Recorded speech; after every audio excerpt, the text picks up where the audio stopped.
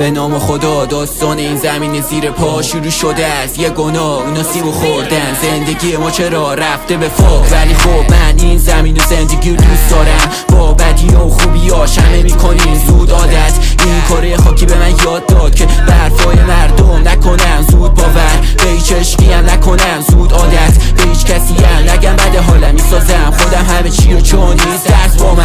الله الله بعضی انسانا میدونن نباید بکنن خلاف ولی انجام میدن و نیستم پی ثواب مواب. چرا پر توی شهر شده بوی مواد پواد، بعدش جواب چی میدن؟ انسان باید عادت کنه به کار خوب چون داره سود تو، بعد کسی هم نخوان چون میرسه حتی کوبک و دود میکنه بعدی تو عین عود. یه روزی هم زندگیمون تموم میشه عین پول توی جیبت، حتی اگه بهترین چیزا هم باشه روی میزت. نه اینا دیگه نیست اثرات اون سیبه، این چیزیه که خود اوزگری